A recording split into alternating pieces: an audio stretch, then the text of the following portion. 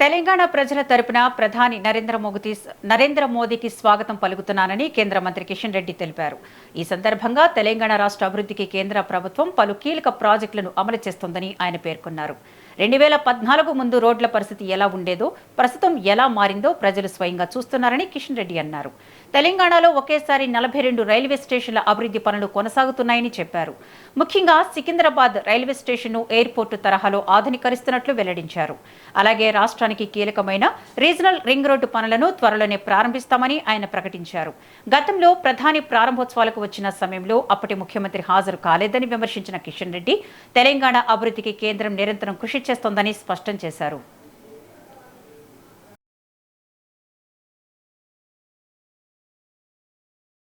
స్వాతంత్రం వచ్చినప్పటి నుంచి 2014 వరకు 2400 కిలోమీటర్ల నేషనల్ హైవేస్ ఉంటే ఈ 11 సంవత్సరాలలో మరి సుమారు 2600 కిలోమీటర్లు జాతీయ రహదారులు పెరగడం జరిగింది. పెద్ద ఎత్తున కేంద్ర ప్రభుత్వము జాతీయ రహదారుల మీద ఖర్చు పెట్టడం జరిగింది. అందులో ఈరోజు మరికొన్ని రహదారులు చేరుతా ఉన్నాయి. అదేవిధంగా రైల్వే నెట్వర్క్ కూడా ఈరోజు తెలంగాణలో చాలా అభివృద్ధి జరుగుతూ ఉంది. సుమారు 42 railway stations at a time తెలంగాణలో కొన్ని కొత్త రైల్వే స్టేషన్స్, కొన్ని రీడెవలప్మెంట్ చేస్తున్నటువంటి రైల్వే స్టేషన్స్ కూడా స్వాతంత్రం వచ్చిన తర్వాత మొదటిసారి ఎట్ ఎ టైం ఇన్ని రైల్వే స్టేషన్స్ డెవలప్మెంట్ అవుతా ఉన్నాయి.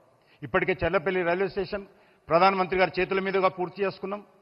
మన రాష్ట్ర రాజధాని అయినటువంటి దక్షిణ భారతదేశంలో one of the biggest railway station అయినటువంటి సికింద్రాబాద్ 220 కోట్లతోటి ప్రధానమంత్రి గారు స్వయంగా వచ్చి భూమి పూజ చేసుకున్నారు.